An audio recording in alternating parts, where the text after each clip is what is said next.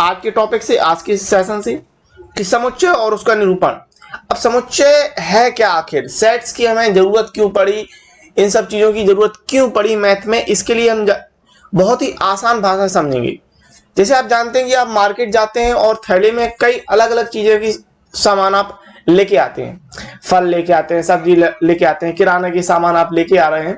तो यदि हम हर एक सामान को अलग अलग कैटेगराइज कर दें, अलग अलग उस चीज को रखें, जैसे कि फल को हमने एक अलग थैले में रखा, सब्जियों को हमने एक अलग थैले में रखा, किराने के सामान को हमने एक अलग थैले में रखा, तो जब हम इस प्रकार से वस्तुओं को अलग अलग चीजों में कैटेगराइज करके रख रहे हैं, तो यही चीज जब हम गणित में करते हैं, यही काम जब हम गणित में कर रहे हैं, तो उसे हम सेट बोल रहे हैं। यानी जो थैला है, अब गणित में उस थैले को हम सेट बोलते हैं। किस प्रकार से करते हैं तो ये समझिए।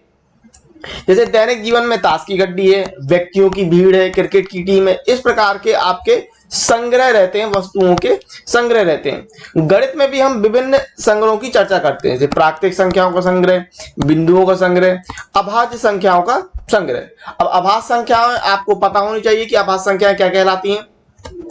वह संख्या जिसके सिर्फ और सिर्फ दो गुणनखंड होते हैं उन्हें अभाज्य संख्या कहते हैं। क्या मतलब कि ऐसी संख्या जिसमें सिर्फ और सिर्फ उसी संख्या का और एक का भाग जाए, तो उसे हम अभाज्य संख्या कहते हैं। जैसे दो में एक का भाग जाएगा और दो का भाग जाएगा, तीन में एक का भाग जाएगा, तीन का भाग जाएगा, चार नहीं, क्योंकि चार में एक का, दो का और चार का, तीन संख्या है। मैंने क्या कहा, सिर्फ और सिर्फ दो गुणनखंड, तो 5, 7, 11, इस प्रकार से। आई होप बात क्लियर रही होगी। तो इस प्रकार से अभाज्य संख्या रहती हैं। अब हम कुछ और संग्रहों पर हम विचार करने वाले हैं। 10 से कम प्राकृतिक संख्याओं का समुच्चय संग्रह, ठीक है, 1, 3, 5, 7, 9।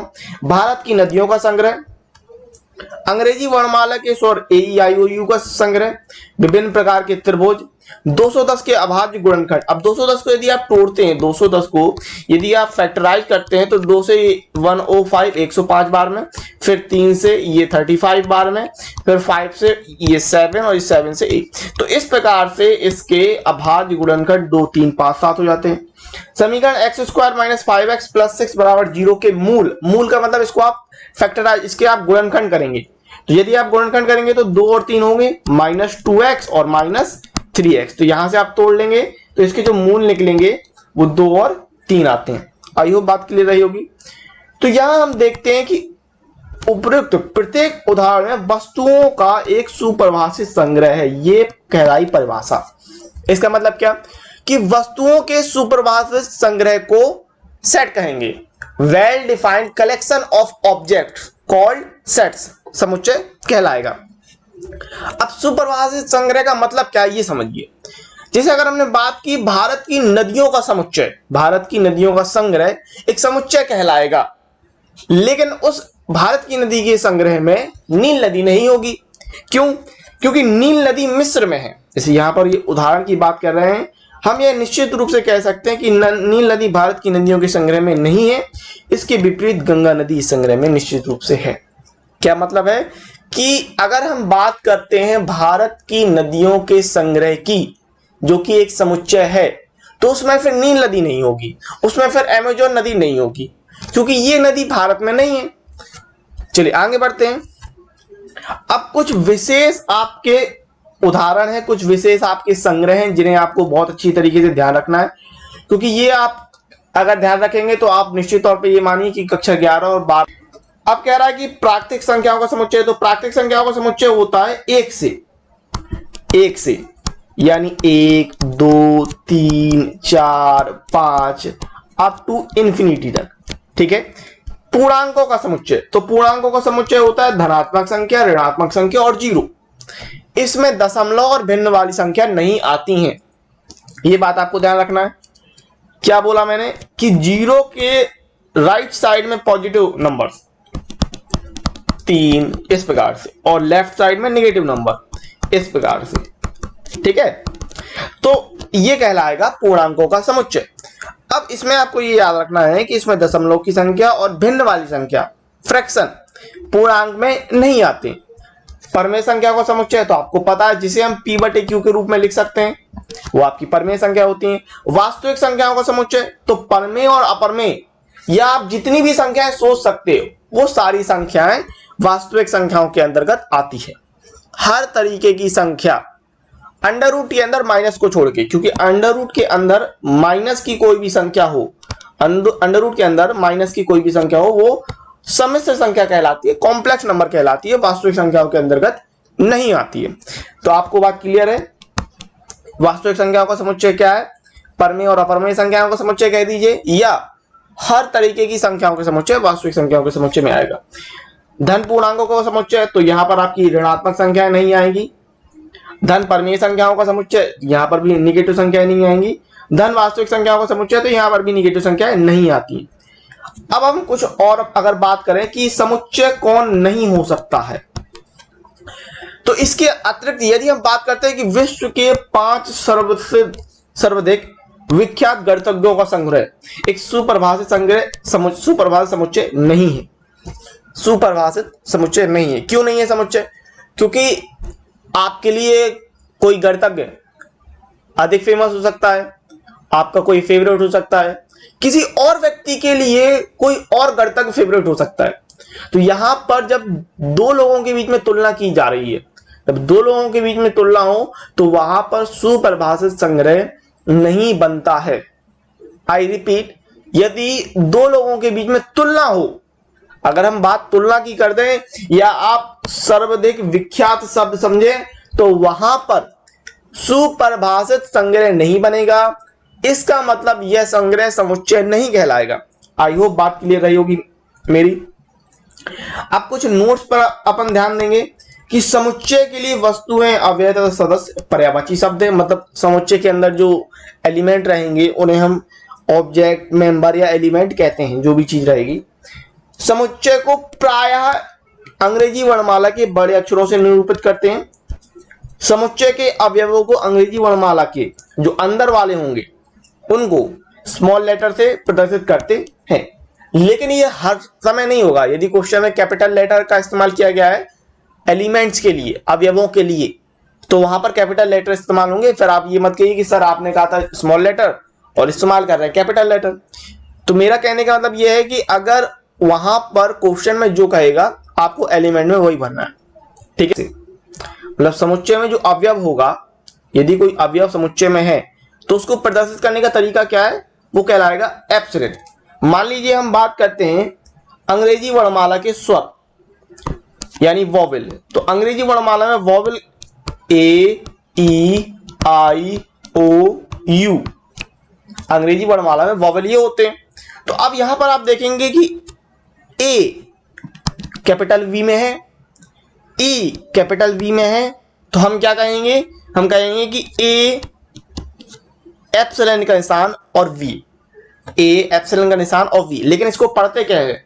इसको पढ़ते हैं कि A is belongs to capital V, ठीक है। ए वी का समुच्चय, ए वी का अवयव है, ए समुच्चय वी का अवयव है। इस प्रकार से पढ़ते हैं, ए समुच्चय वी का अवयव है।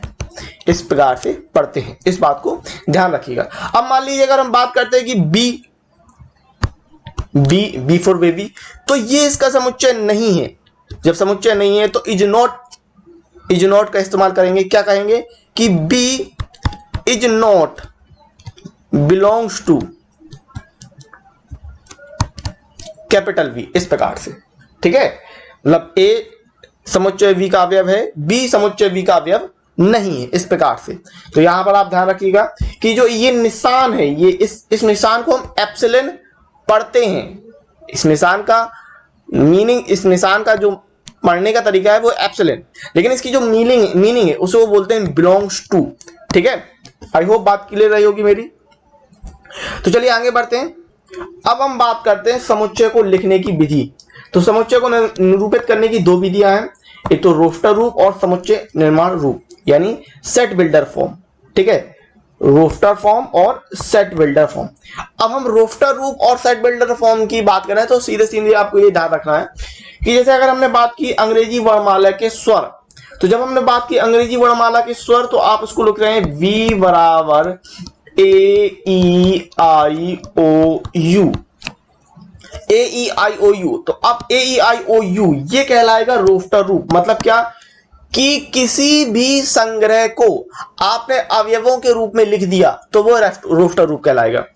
किसी भी संग्रह को, जैसे यहां पर अंग्रेजी वर्णमाला के संग्रह, ये अंग्रेजी वर्णमाला के स्वर का संग्रह है, ठीक है। तो किसी भी संग्रह को आप अवयव के रूप में लिख रहे हो तो रोस्टर रूप कहलाएगा।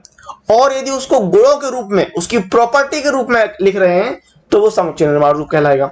कैसे? विभाजित करने वाले सभी प्राकृतिक संख्याओं का समुच्चय, तो वो हो जाएंगे आपकी 1 2 3 6 7 14 21 42।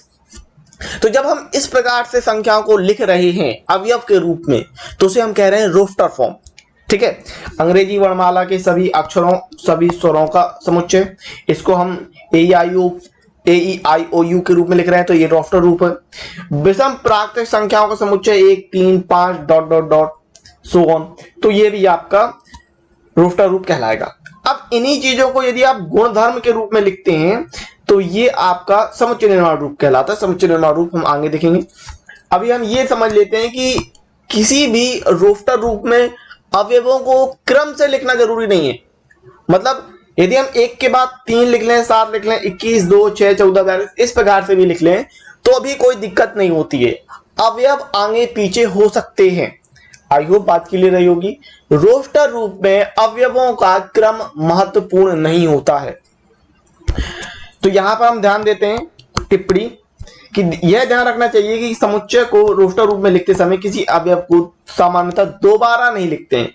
दोबारा नहीं लिखने का मतलब क्या है कि आप अक्षरों को रिपीट नहीं करेंगे। जैसे स्कूल है तो यहां आप देख रहे हैं 2 ओ दिए हैं, तो लेकिन हमने एक ही ओ इस्तेमाल किया है। तो अगर हम स्कूल को रोस्टर रूप में लिख रहे हैं तो इस प्रकार से लिखेंगे कि आप मझला कोष्ठक लेंगे पहले और उसके अंदर हम लिखेंगे SCHOL। यहां पर 2 ओ की जगह 1 ओ का इस्तेमाल करेंगे। ये कहलाता है आपका रोस्टर रूप। अब हम बात करते हैं सेट बिल्डर फॉर्म यानी समुच्चय निर्माण रूप की। तो समुच्चय निर्माण रूप में क्या होता है कि यदि हम संग्रह को गुण धर्मों के रूप में, प्रॉपर्टी के रूप में लिखें तो वो कहलाएगा आपका समुच्चय निर्माण रूप। जैसे अंग्रेजी वर्णमाला के जो स्वर हैं AEIOU, उनको यदि हम गुण के रूप में लिखें किस प्रकार लिखेंगे? इस प्रकार से लिखेंगे कि V is equal to, V बराबर, आप मतलब कोष्ठक लगाएंगे, X लगाएंगे और ये 2 बिंदु। अब इन 2 बिंदु क्या कहलाएंगे आगे बताते हैं। 2 बिंदु X अंग्रेजी वर्णमाला का एक स्वर। एक का क्या मतलब है ये भी मैं आपको बताता हूं। पहले आप ये समझिए कि आपको ये 2 बिंदु क्या कहलाते हैं। इन 2 बिंदुओं को हम बोलते हैं कॉलन। क्या बोलते हैं? इनको बोलते हैं कॉलन।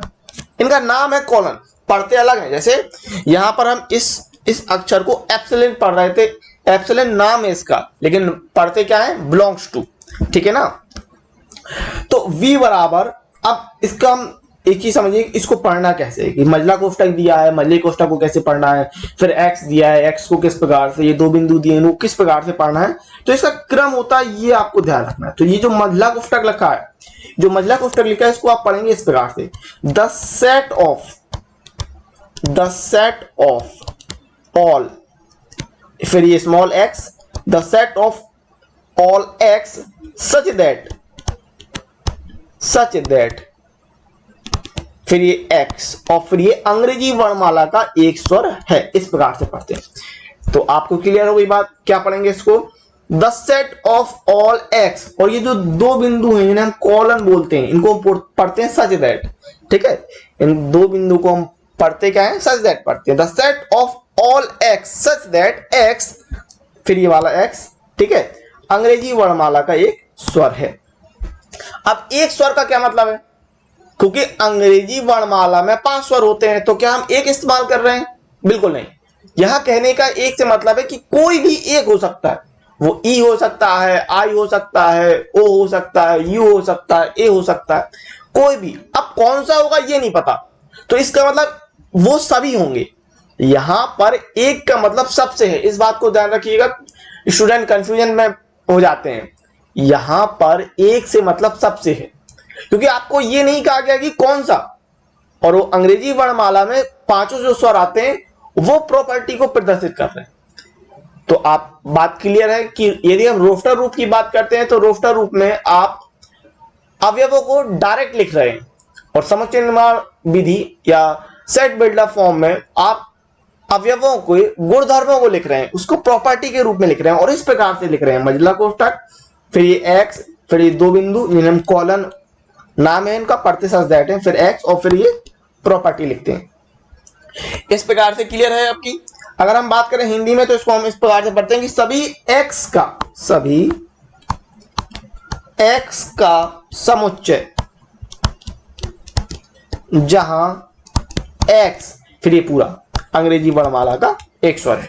आई होप बात क्लियर रही होगी मेरी। तो चलिए आगे बढ़ते हैं और क्वेश्चन पे आते हैं। इस प्रकार से पहला जो आपका उदाहरण है इस पे देख लेते हैं। कह रहा है कि समीकरण x square plus x minus 2 बराबर 0 का हल समुच्चय रोस्टर रूप में लिखिए।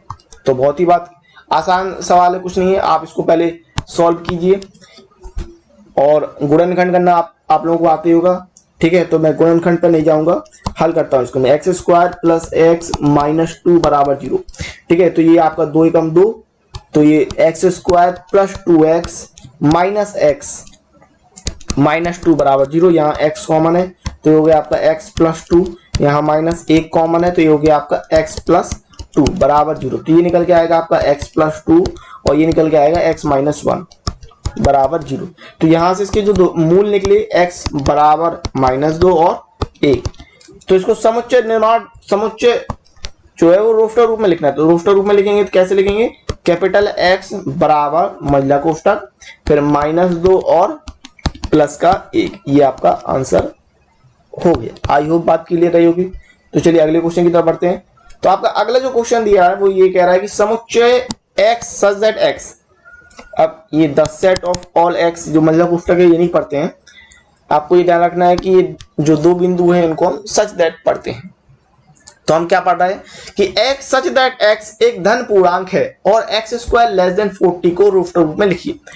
अब x एक धन पूर्णांक है यानी पॉजिटिव पूर्णांक है, और यहां दिया x स्क्वायर, यानी आपको 40 से छोटे जितने भी वर्ग हैं वो लेने हैं, ठीक है।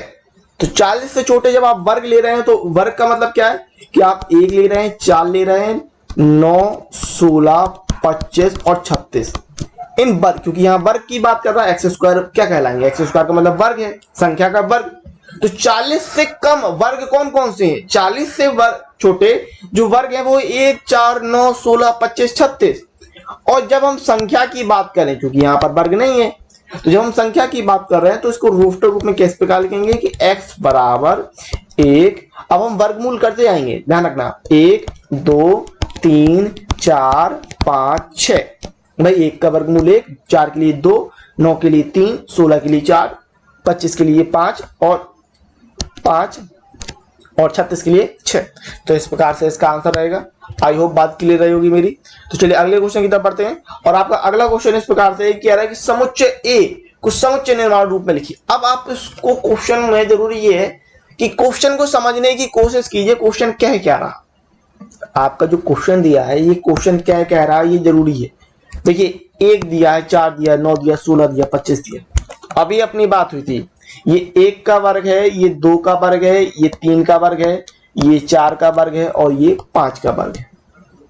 इसका मतलब क्या कह रहे हैं अपन, इसको समुच्चय निर्माण रूप में लिखना। और समुच्चय निर्माण रूप में कैसे लिखते हैं, प्रॉपर्टी के रूप में, गुणों के रूप में, ठीक है।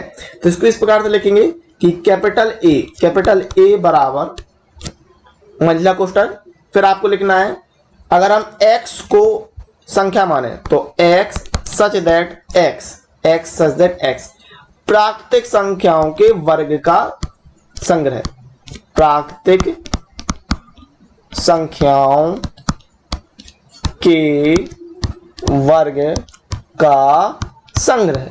इस प्रकार से लिखेंगे, क्योंकि आप देख रहे हैं कि ये 1 का वर्ग, ये 2 का वर्ग, तो ये प्राकृतिक संख्याएं चल रही हैं और डॉट डॉट है, तो प्राकृतिक संख्याओं के वर्ग का संग्रह हो गया। या फिर हम इसको और इस प्रकार से भी लिख सकते हैं कि a बराबर x सच दैट x, अब x किसके बराबर हो गया, संख्या के बराबर हो गया n स्क्वायर, जहां n का वर्ग मतलब किसी संख्या का वर्ग ही तो हो रहा है यहां पर, तो n स्क्वायर, जहां n belongs to capital N, मतलब जो स्मॉल n है वो प्राकृतिक संख्या है, नेचुरल नंबर को प्रदर्शित कर रहा है। ठीक है, आई होप बात क्लियर रही होगी मेरी। तो चलिए अगले क्वेश्चन की तरफ बढ़ते हैं। तो अगला क्वेश्चन कुछ इस प्रकार से दिया है आपको। अब ये देखिए चौथा उदाहरण आपको, तो ध्यान देंगे इसमें क्या है कि समुच्चय को समुच्चय निर्माण रूप में लिखिए। अब क्वेश्चन को समझना बहुत जरूरी है। देखिए यहाँ पर ये क्रम से देखिए कि 1 2 फिर ये 2 3 3 4 4 5 5 6 6 7 इस प्रकार से क्रम से रूप में दिया है। यानी आप क्या देख रहे हैं कि जो अंश है हर से एक छोटा है। मतलब क्या कि यदि आपने अंश में n मान लिया तो हर एक ज्यादा हो रहा। देखिए 1 का 2 हुआ, 2 का 3 हुआ, 3 का 4 हुआ, 4 का 5 हुआ, 5 का 6, 6 का 7। यानी अगर आपने अंश में कुछ लिया तो हर में एक ज्यादा ले रहे। एक ज्यादा का मतलब क्या है कि n+1। अगर अंश में n लिया तो हर में एक ज्यादा यानी n+1, तो आपका समुच्चय निर्माण रूप बन गया। कैसे लिखना है आपको कि कैपिटल X ले लिया आपने और यहां पर मझला कोष्टक इस प्रकार लिखा x सच दैट x बराबर n/n+1, जहां अब n की वैल्यू कहां से कहां तक लाई कर रही, कहां से कहां तक, 1 से 6 तक। तो हम किस प्रकार से लिखेंगे, इस प्रकार से लिखेंगे कि 1 less than equal to n less than equal to 6 और रोस्टर रूप में वर्णित प्रत्येक समुच्चय। तो ये आपका रोस्टर रूप दिया है। ये कौन सा फॉर्म दिया है, ये रोस्टर फॉर्म दिया आपको। दाईं और समुच्चय निर्माण यानी ये सेट बिल्डर फॉर्म दिया है, ये सेट बिल्डर फॉर्म दिया है। सही मिलान कीजिए। अब सही मिलान करना है बहुत ही आसान है। आप देख रहे हैं ये प्रिंसिपल और यहां पर ये प्रिंसिपल, तो क्या कर रहे हैं आप कि पहले को डी से मिला दीजिए। इसके बाद आप देख रहे हैं कि ये 0 दिया। अब 0 कहां आएगा ये समझिए, कोशिश कीजिए कि ये देखिए कि x+1 बराबर x दिया। इसका मतलब क्या कि एक को अगर हम पक्षांतर करेंगे तो 1 - 1 यानी 0 आएगा। तो 0 किसके लिए जा रहा है, ये दूसरे को c से मिला दीजिए, इस प्रकार से जा रहा है। अब ये देखिए 1 2 3 6 9 18, तो ये हो रहा है पहले के लिए। पहले के लिए क्यों, क्योंकि कह रहा है 18 का भाजक। 18 के भाजक का मतलब 18 को कौन कौन सी संख्याएं डिवाइड कर रही हैं। 18 को 1 करेगा, 2 3 6 9 18, तो ये संख्याएं डिवाइड करेंगी। तो इसको इससे मिला दीजिए, मिला दिया। और चौथे का आपको निश्चित है कि ये बी से मिल जाएगा। अब यहां देख रहे हैं आप x स्क्वायर - 9 बराबर 0 दिया है। तो x स्क्वायर बराबर क्या होगा 9 और x बराबर √9। अब पूर्णांक था तो पूर्णांक में प्लस माइनस दोनों संख्याएं होंगी, यानी x बराबर +-3। तो +3 और -3 b से कनेक्टेड हो जाएगा। तो इस प्रकार से आपकी उदाहरण है। चलिए अब आते हैं प्रश्नावली पर। प्रश्नावली 1.1, ठीक है। तो प्रश्नावली 1.1 को देखते हैं। अब इसमें क्वेश्चन नंबर 1 कह रहा है कि निम्नलिखित में कौन से समुच्चय अपने उत्तर का औचित्य बताइए। औचित्य का मतलब कारण देना है आपको। समुच्चय है कि नहीं है, समुच्चय है तो क्यों है, समुच्चय नहीं है तो क्यों नहीं है, इस प्रकार से। अब देखिए पहला क्वेश्चन है आपका कि जे अक्षर से प्रारंभ होने वाले वर्ष के सभी महीनों का संग्रह।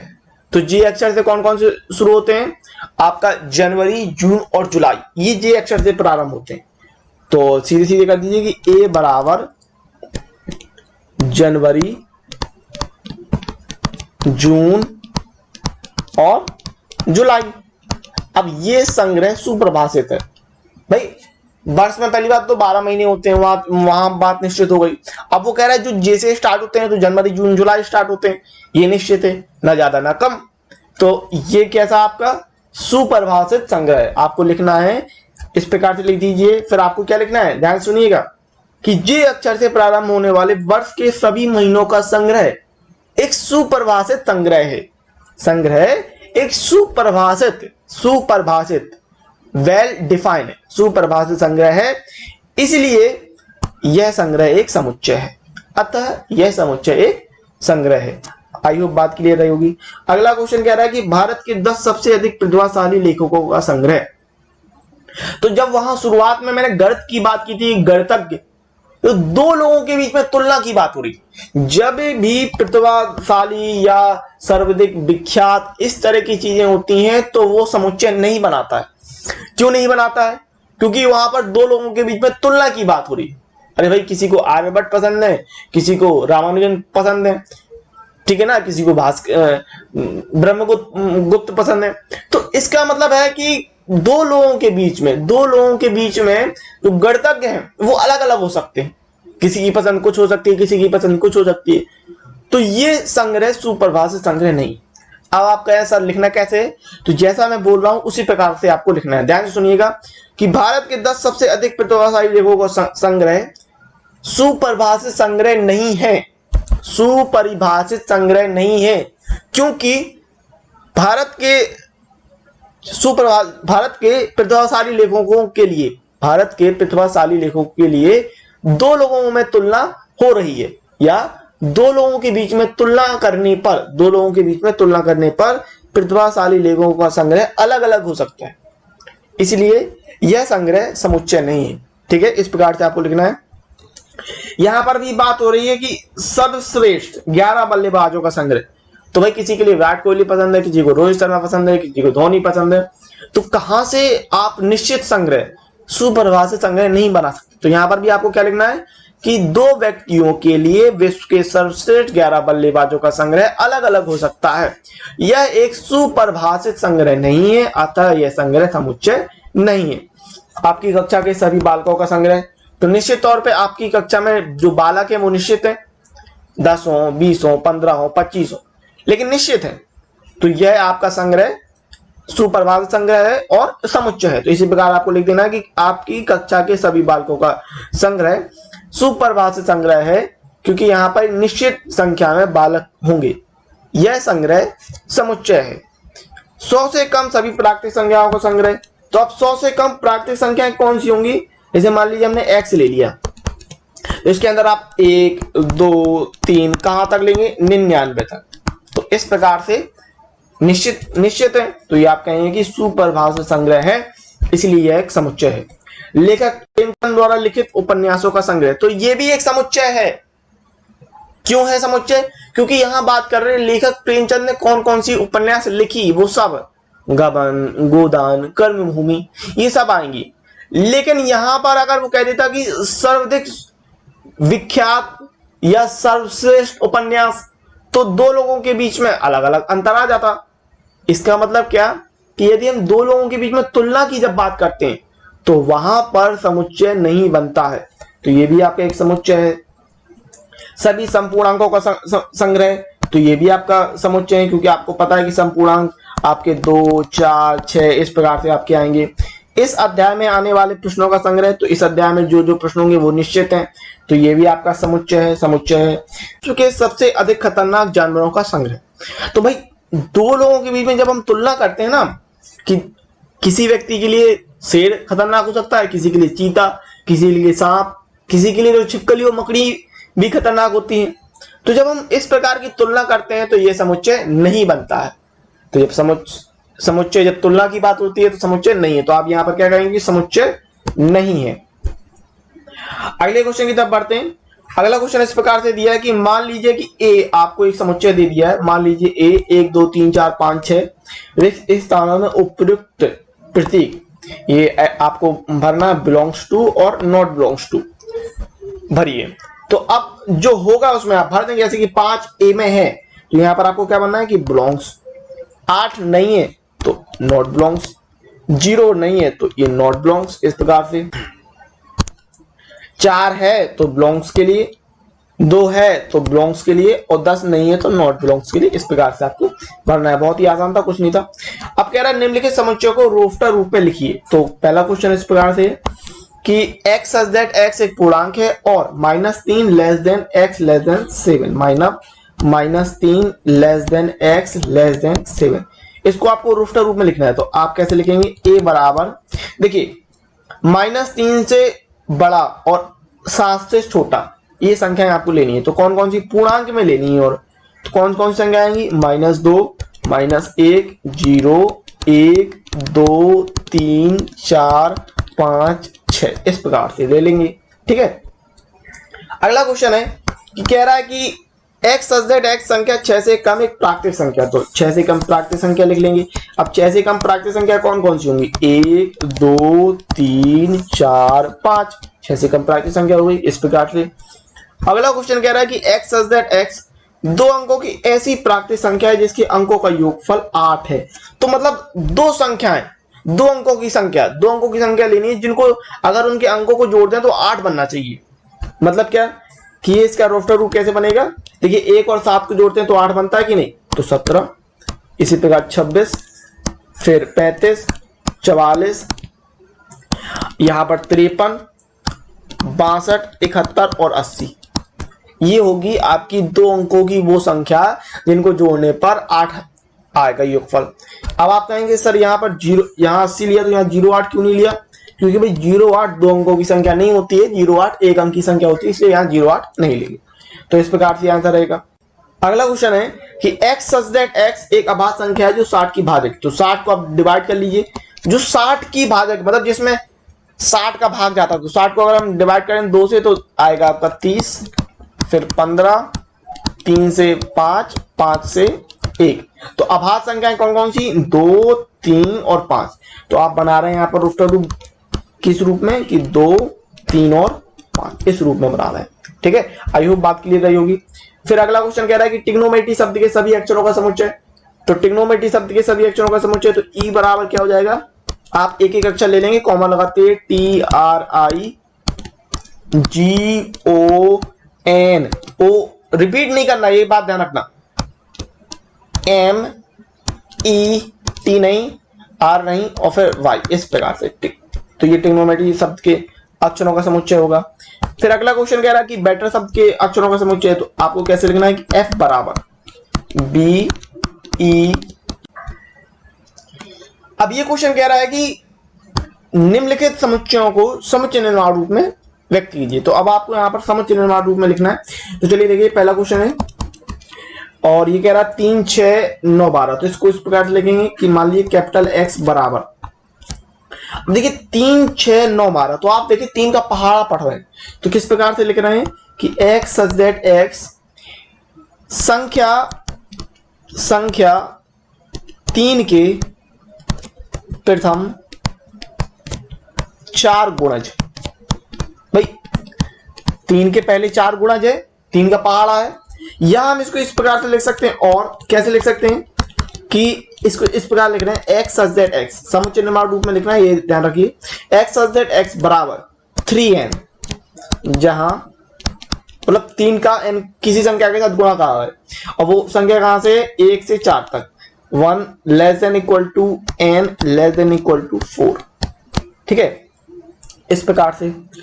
अगला क्वेश्चन है आपका 2 4 8 16 32। तो यहां ध्यान दीजिए 2 का वर्ग 1, 2 यहां पर 2 की घात 1 है, फिर 4 को क्या लिख रहे हैं कि 2 की घात 2, 8 को लिख रहे हैं 2 की घात 3, 16 को लिख रहे हैं 2 की घात 4, 32 को लिख रहे हैं 2 की घात 5।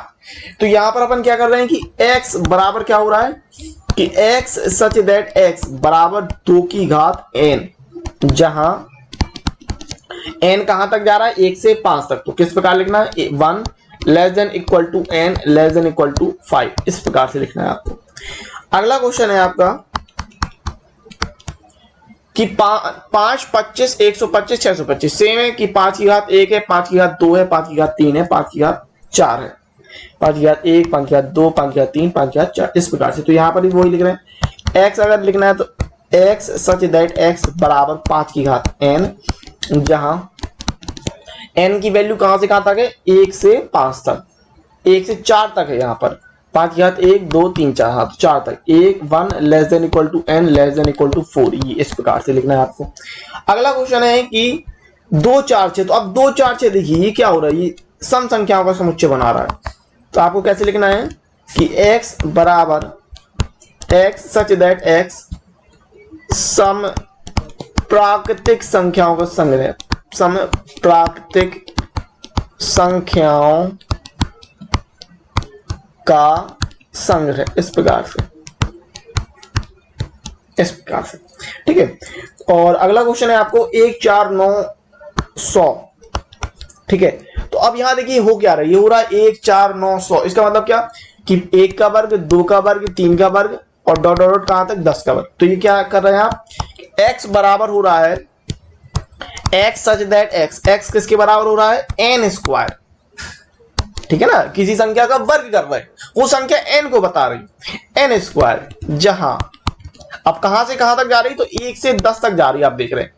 तो 1 less than equal to n less than equal to 10। ये चलिए अगले क्वेश्चन की तरफ बढ़ते हैं। तो अगला क्वेश्चन है इस प्रकार से है, कह रहा है कि निम्नलिखित समुच्चयों के सभी अवयव को सूचीबद्ध रूप में, सूचीबद्ध रूप यानी रोस्टर रूप, सूचीबद्ध रूप में लिखना है, यानी रोस्टर रूप में लिखना है आपको, ठीक है। तो देखिए क्या कह रहा है कि x सच दैट x, पहला क्वेश्चन कि x सच दैट x एक विषम प्राकृतिक संख्या। तो जब विषम प्राकृतिक संख्या की बात कर रहे हैं तो किस रूप में लिख देंगे, विषम प्राकृतिक संख्या इस प्रकार से लिख जाएगी, कैसे कि भाई 1 3 5 7 9 डॉट डॉट डॉट डॉट, इस प्रकार से। तो ये भाई ये बन गया सूचीबद्ध रूप या रोस्टर रूप। अब देखिए x सच दैट x एक पूर्णांक है और आपको इस प्रकार से दे रहा है कि x इसके बीच में है, ठीक है, -1/2 less than x less than 9/2, मतलब -1/2 छोटा है x से, छोटा है 9/2 से। अब मैंने आपको शुरू में बताया था कि पूर्णांक में दशमलव और भिन्न वाली संख्या नहीं आती है, इस बात को ध्यान रखना। तो अगर हम इसको 2 से भाग करते तो कितना बनता है, -0.5 बनेगा यहाँ पर, यहाँ 2 का भाग करेंगे तो 4.5। इसका मतलब इससे बड़ी और इससे छोटी संख्या लेनी है। जब ऐसा करेंगे तो क्या आएगा, -0.5 से बड़ी संख्या क्या आएगी, 0 आएगी, 0 1 2 3 और 4, मतलब 4.5 से छोटी संख्या तो 4 पूर्णांक के रूप में लेना है। अगला है कि x एक पूर्णांक और x square less than equal to 4, मतलब 4 से छोटा भी और 4 के बराबर भी। और x स्क्वायर की बात कर रहे हैं तो x स्क्वायर का क्या मतलब है, संख्या का वर्ग करना है। तो उन संख्याओं को लेना है जिनका वर्ग, ध्यान से सुनिएगा, बहुत ध्यान से, कंफ्यूजन बहुत ज्यादा पैदा होती है इस सवाल में। क्या है कि उन संख्याओं का वर्ग जिनका, उन संख्याओं का वर्ग जो 4 के बराबर और 4 से कम है और पूर्णांक है। और मैंने बताया था आपको कि पूर्णांक में धनात्मक और ऋणात्मक दोनों संख्याएं आती हैं। तो आपको पता है कि 0 का अगर हम वर्ग करते हैं 0 से 0 आएगा, 0 का वर्ग करेंगे तो 0 आएगा जो कि 4 से छोटा है। 1 का वर्ग और -1 का वर्ग करेंगे तो भी 4 से छोटा आएगा। और 2 का वर्ग और -2 का वर्ग 4 के बराबर है, क्योंकि यहां पर बराबर का निशान भी लगा हुआ। तो इस प्रकार से बन जाएगा ये आपका सी नंबर, इस प्रकार से। आई होप बात क्लियर रहेगी। डी की अगर हम बात करते हैं तो लॉयल शब्द का अक्षर, तो अब आपको ये अक्षर का तो बहुत ही आसान है, LOYA, ये हो गया, ठीक है। ई की बात करें अगर, तो वर्ष का ऐसा महीना जिसमें 31 दिन नहीं होते हैं। तो भाई गिन लीजिए 31 दिन किसमें नहीं होते हैं, देखिए फरवरी में नहीं होते हैं, अप्रैल में नहीं होते हैं, इसके बाद जून में नहीं होते हैं, फिर सितंबर में नहीं होते हैं और फिर नवंबर में नहीं होते हैं, ठीक है। तो 31 दिन नहीं होते हैं, इनमें नहीं होते, तो इस प्रकार से लिख देंगे आप। अंग्रेजी वर्णमाला का ऐसा व्यंजन जो के से पहले आता है, के से पहले का मतलब क्या, व्यंजन लेना और याद रखिएगा, वर्णमाला का व्यंजन जो के से पहले आता है। तो ए नहीं लेंगे, बी सी डी, ई नहीं, एफ जी एच आई नहीं, जे और फिर के से पहले कह रहा था तो इतने आ जाएंगे इस प्रकार से भाई, B C D F J F G G H J G, ठीक है, थोड़ा ध्यान रखिए जी। ओके, अगला क्वेश्चन है आपका, ये लास्ट एक्स क्वेश्चन है एक्सरसाइज का, ठीक है। इसको आपको मिलान करना है, मिलान करने के लिए कह रहा है तो बहुत आसान है, क्योंकि अपन ने उदाहरण में मिलान किया था, ठीक है। तो ये मैथमेटिक्स का यहां से मिल जाएगा, आप देख रहे हैं, तीसरा चौथे से मिल गया। फिर अगर हम बात करें तो अच्छा, मिलान करने में ये ध्यान रखिए कि मिलान बहुत ही आसान है। कैसे, इस तरह से देखिए, क्यों जो समुच्चय निर्माण विधि है उसको तोड़ना आसान रहेगा। तो एक अभाज्य संख्या जो 6 की भाजक है, तो अभाज्य संख्या जो 6 की भाजक, तो 6 की अभाज्य संख्या कौन कौन सी डिवाइड करेंगी, 2 करेगी और 3 करेगी, अभाज्य संख्या की बात कर रहे हैं। अच्छा, 6 की भाजक कौन कौन सी, 6 के भाजक होते हैं 1 2 3 और 6, लेकिन यहां बात कर रहे हैं अभाज्य संख्या की, तो एक अभाज्य संख्या नहीं है और 6 भी नहीं है, तो 2 3, तो दूसरे से ए को मिला देंगे। अब यहां देखेंगे कि संख्या 10 से कम एक विषम प्राकृतिक संख्या, तो 10 से कम विषम प्राकृतिक संख्या कौन सी है, ये है 1 3 5 7 9, तो इससे इसको मिला दिया। और आखिरी बची है कि एक प्राकृतिक संख्या 6 की भाजक, तो एक प्राकृतिक संख्या की बात कर रहे हैं 6 की भाजक, तो 1 2 3 6, इस प्रकार से अभी बात हुई थी अपनी। तो इस प्रकार से ये आपकी एक्सरसाइज कंप्लीट होती है। आई होप इसमें आपको काफी मजा आया होगा, कोई दिक्कत नहीं होगी। और यदि कोई भी दिक्कत होती है तो आप मुझे कमेंट्स कर सकते हैं, इंस्टा